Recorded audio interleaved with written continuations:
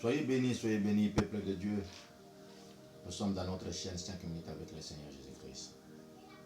5 grands secrets de la réussite. Premier secret, nous avons parlé de la détermination. Deuxième grand secret, nous avons parlé de la grâce ou la compassion. Troisième grand secret que nous venons de parler, c'est le choix. Quatrième, le grand secret, nous parlons de précision. Et un enfant de Dieu doit avoir de précision dans tout ce qu'il doit faire. Dans ta demande, dans ta requête, dans tout ce qu'il te faudra faire, tu dois avoir de précision. Même la Bible nous dit, dans Proverbe 16:4, Dieu notre Père a tout fait pour un but.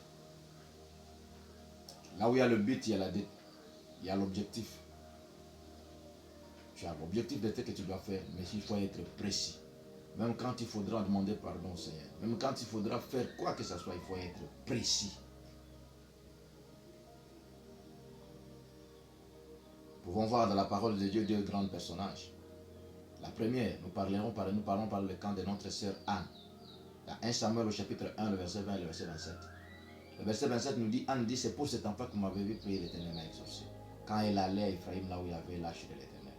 Et le verset 20, Anne a appelé Samuel, le nom de Samuel, parce qu'il dit, l'Éternel m'a exaucé. Elle était précise. Elle n'avait pas besoin d'autre chose. Sur la vie, partie chercher la face de Dieu, c'est pour l'enfant. Et Dieu l'a exaucé. Quand un enfant de Dieu doit avoir des précisions dans tout ce qu'il doit faire. Beaucoup ont changé de faculté, beaucoup ont changé des églises parce qu'ils n'ont pas de précision dans tout ce qu'ils sont en train de faire. Beaucoup sont en train d'échouer parce qu'ils n'ont pas de précision dans tout ce qu'ils sont en train de faire. Les gens se font aujourd'hui des polyglottes, c'est pas mal. Les gens te font des polyvalents, ce n'est pas mal. Mais tu dois avoir de précision. Même notre Seigneur ne prêchait qu'en araméen. C'est pour cela qu'il faut faire quelque chose que tu te sens à l'aise, que tu peux bien parler, tu peux bien enseigner, tu peux bien interpréter, tu peux bien faire. C'est pour cela que nous vous invitons, peuple de Dieu, d'être comme notre frère Bartimée. La Bible nous dit qu'il y avait un homme qui s'est nommé Bartimée, un mendiant aveugle, fils de Timée, qui pourrait se retrouver dans une ville, parce que ville de Jéricho, cette ville où il y avait des riches. Mais lui était un aveugle, un mendiant. Il passait toute sa vie dans la mendicité. Mais ce jour-là, il avait entendu parler du Seigneur. Selon Marc chapitre 10, verset 46 au verset 52. Et quand il a entendu parler du Messie, il a commencé à crier. Plus il criait, la foule ne pouvait pas accepter qu'il puisse rencontrer le Seigneur. Plus on était en train de l'intérieur, plus il était. C'est pour cela que nous vous invitons, peuple de Dieu, d'être comme notre frère Bartimée.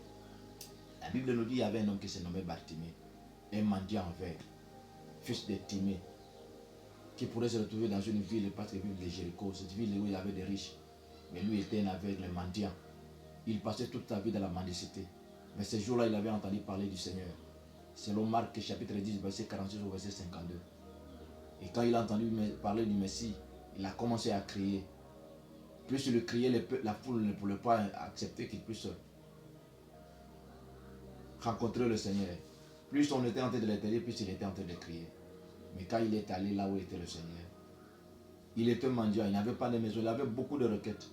Mais en se retrouvant au pied du Messie, auprès du Seigneur, quand Jésus-Christ lui posera la question, que veux-tu que je fasse pour toi? Il était précis que je recouvre la vie. Aujourd'hui, même les enfants de Dieu dans nos prières, nous avons de multi-requêtes.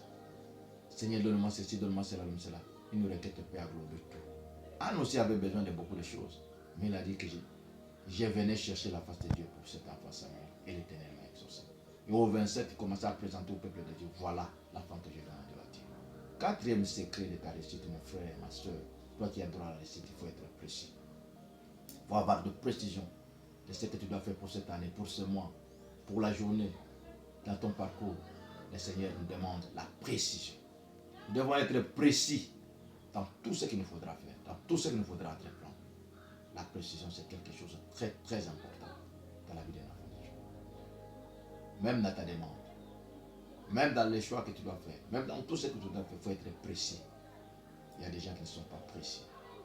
Nous avons vu quelqu'un, un homme de Dieu qui prend l'alcool, mais quand il vient modérer au prêcher, il dit, Seigneur, pardonne-nous, les impudiques, les adultères. Toi, tu as fait l'impudicité, tu as fait l'adultère, tu es dans l'alcoolisme, et il faut être précis du péché que tu es en train de faire, de l'acte que tu es en train de faire.